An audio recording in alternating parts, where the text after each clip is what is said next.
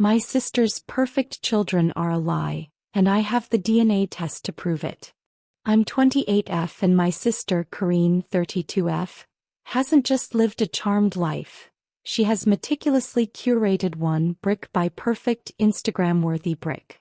She's married to Derek, a successful architect whose smile is as polished as the marble countertops in their sprawling suburban home. They are the proud parents of 3 children, Jaden 11M, Madison 9F, and Brooklyn 6F. To the outside world, especially to our parents, they are not just a family, they are an institution. A benchmark for success. Corrine has leveraged this image into a modestly successful mommy blog, The Mindful Nest, where she dispenses advice on organic gluten-free baking, conflict resolution techniques for toddlers, and the importance of family mindfulness circles. Her life is a relentless performance and she's won an Academy Award for it in the eyes of everyone we know. I, on the other hand, am the supporting character in her story. The quirky, single, child-free aunt who lives in a stylishly chaotic downtown apartment and thrives on the controlled chaos of event planning. My parents love me, but their love is often tinged with a gentle, perplexed concern. When are you going to find a nice guy like Derek? My mom would sigh, looking at a photo of Corrine's family building a snowman in matching Fair Isle sweaters. You're not getting any younger, you know. I'd shrug it off. I had my own version of happiness, even if it didn't photograph as well. The first crack in the pristine veneer appeared not with a bang, but with a whisper during Madison's 9th birthday party. The house was a riot of tasteful bunting and children who seemed unervingly well behaved. I was tasked with refilling the pitcher of organic lemonade when I overheard a hissed conversation from the butler's pantry. Corrine and Derek's voices were low, strained wires of tension in the otherwise harmonious atmosphere.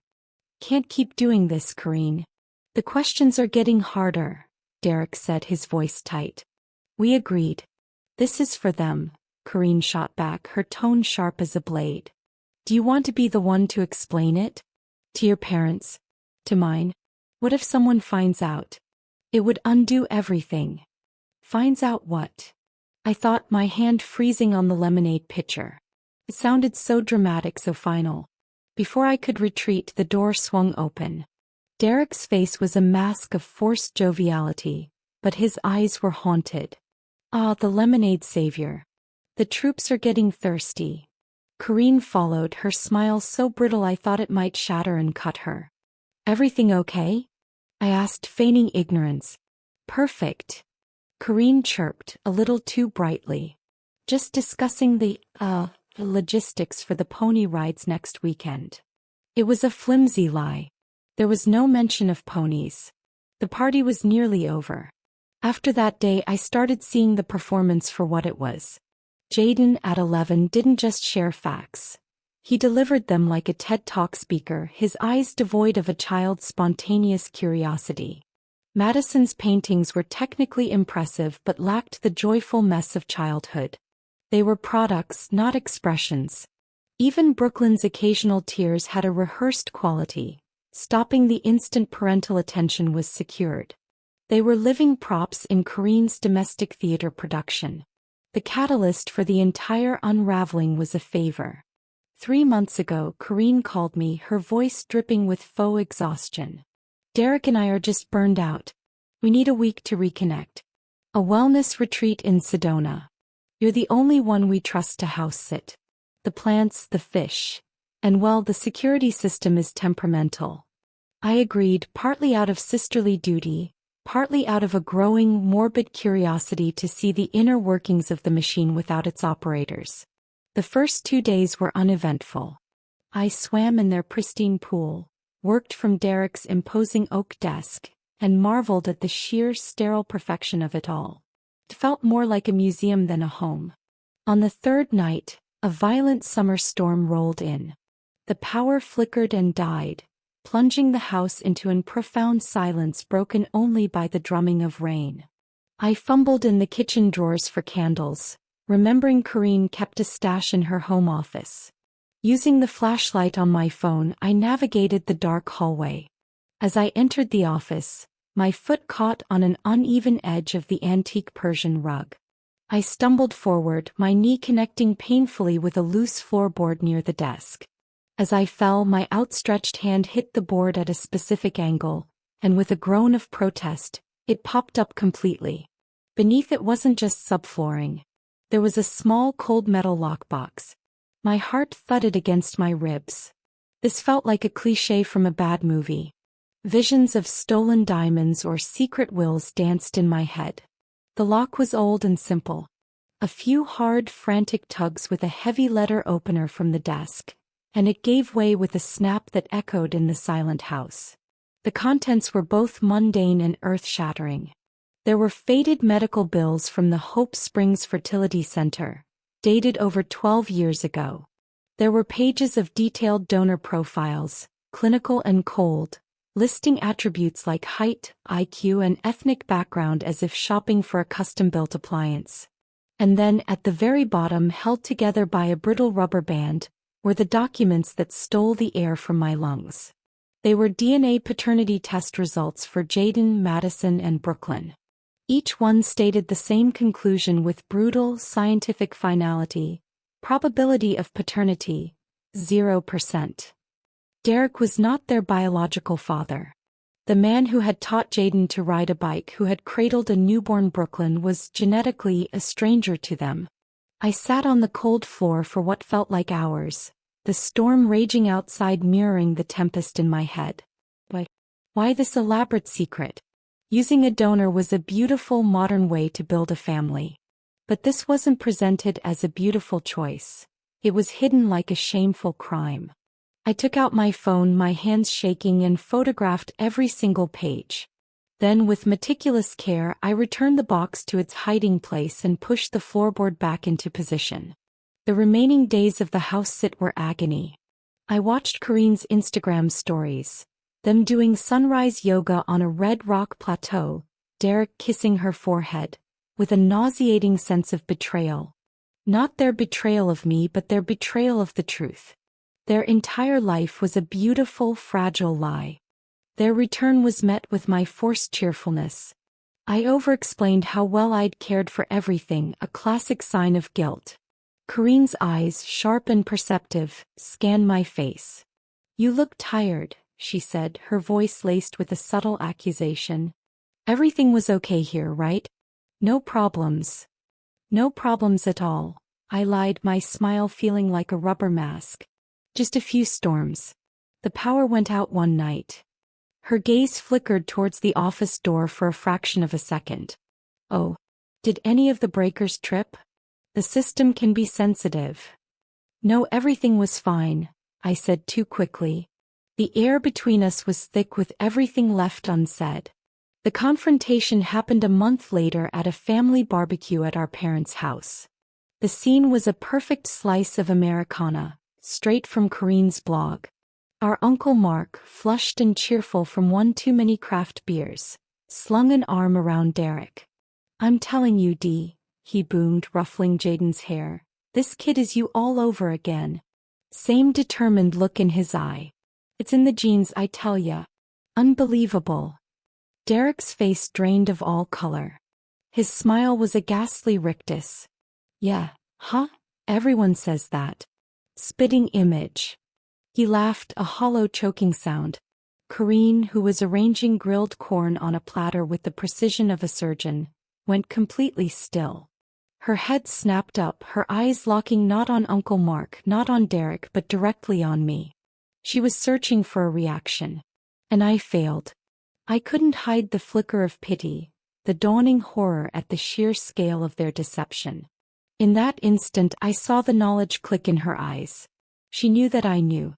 Her expression morphed from panic into a cold, hard fury that promised retribution. Later, as I was scrubbing a particularly stubborn patch of barbecue sauce off my mom's patio table, Kareen materialized beside me. She grabbed my wrist, her grip surprisingly strong. "My office. The floorboard. What did you find?" she hissed, her voice a low, venomous whisper. I tried to feign ignorance.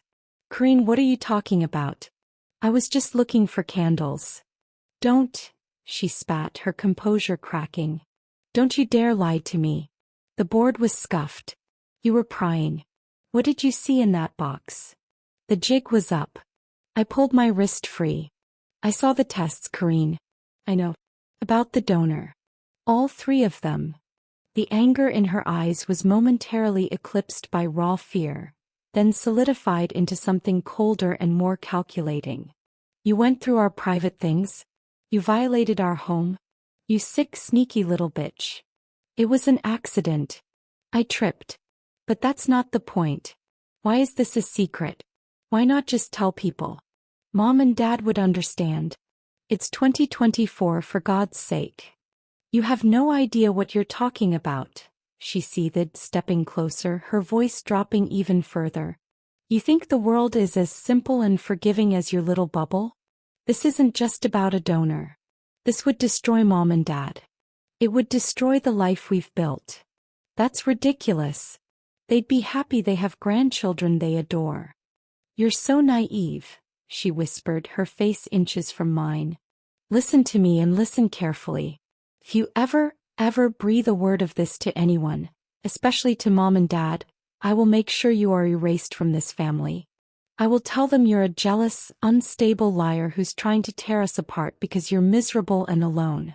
I will ruin you. Do you understand me? The threat was icily precise. I believed her. I had seen her subtly manipulate our parents for years, always playing the responsible, reliable daughter. My word against hers would be a losing battle. I retreated from my family after that. I declined invitations, made excuses. The texts from my mom started almost immediately. Honey, Corrine says you've been very distant. She's worried about you. He says you seem negative. Is everything okay at work? The preemptive smear campaign was in full swing. Corrine was painting me as the problem, the unstable element, ensuring that if I ever spoke up I would already be discredited. The clear the air dinner invitation felt like a trap, but a part of me, the little sister who still craved her big sister's approval, hoped for reason to prevail. The meal was a masterpiece of passive aggression. Corrine served a vegan Wellington that tasted of virtue and resentment. The children were paraded like well-trained ponies, reciting their weekly achievements. After they were sent to bed, Derek opened an expensive bottle of red. We owe you an apology, Corrine began, her hands folded neatly on the table. I overreacted at the barbecue. I was just scared. This is a very private, very sensitive matter for our family. It's more than sensitive, Derek added, his voice grave. It's about the children's future. Jaden is a finalist for the Crestwood Academy Scholarship. Their background checks are thorough. Our family narrative has to be consistent. Narrative? I echoed, disgusted. They're children, not characters in a story you're writing. You're missing the point, Corrine said, her patience thinning. If this got out, it could have real consequences. Social consequences. For them. Kids can be cruel. Adults can be crueler. So you're going to lie to them forever? What happens when one of them needs a family medical history? What if there's a genetic condition they need to know about? The question hung in the air, more pointed than I had even intended. Corrine and Derek exchanged a look of pure, unadulterated terror. It was more than fear of social embarrassment. It was the fear of something specific. That's why we have the donor medical history on file, Derek said quickly, but his voice wavered. Do you? I pressed, sensing blood in the water. Or is that part of the lie too? Corrine slammed her hand on the table. That is enough. This is not your concern. This is my family. You've always been jealous. You can't stand that I have a husband, a home, children, a life that means something. You drift through life with no responsibilities and no attachments, and you want to drag me down into your chaos. I stood up, my entire body trembling with rage. I'm not jealous, Corrine. I'm sad for you. I'm horrified that you think a life built on a foundation of secrets is something to aspire to. I won't be complicit in this anymore. I drove home that night feeling more alone than ever. The following morning, fueled by a desperate need for leverage and a deep, gnawing worry about my nieces and nephew, I made a decision that crossed an ethical line I never thought I'd cross. I still had a toothbrush that Jaden had left at my apartment months ago. In a moment of cold determination, I went online, created a new email account under a pseudonym, and mailed the toothbrush to a commercial DNA testing service. I wasn't even sure what I was looking for. Maybe I hoped to find a genetic relative, something to shatter Kareen's perfect narrative with cold, hard data. The results took weeks. When the email finally arrived, my stomach lurched. I clicked open the report. There, listed under Health and Wellness Reports, was a flag. Jaden's DNA showed markers associated with a heightened risk for hypertrophic cardiomyopathy, HCM, a serious heart condition where the heart muscle becomes abnormally thick. The report emphasized that this was a risk indicator, not a diagnosis, but that individuals with these markers should be under the care of a cardiologist for monitoring, as HCM can be asymptomatic until it causes sudden cardiac arrest, often in young, athletic individuals. I felt the world drop out from under me. Jaden was an active boy on the soccer team, always running. Kareen and Derek, operating on a fabricated medical history, had no idea. Their lie wasn't just about social embarrassment. It was actively endangering their son's life. As I sat there reeling from the implications, my phone buzzed. A text from Kareen. "Mom and Dad are asking why you've been so distant.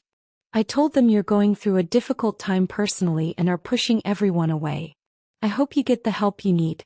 We're here for you when you're ready to act like part of this family again." The message was a masterstroke of manipulation, positioning her as the concerned sister while painting me as the unstable one. But now her words felt not just malicious but dangerously negligent. I am now in possession of a truth that has the power to shatter my family forever. But it is also a truth that could save my nephew's life. The perfect family my sister built is a house of cards, and I hold the evidence that could blow it all down. The question is no longer if I should expose the lie, but how. And how much of the wreckage I am willing to be buried under.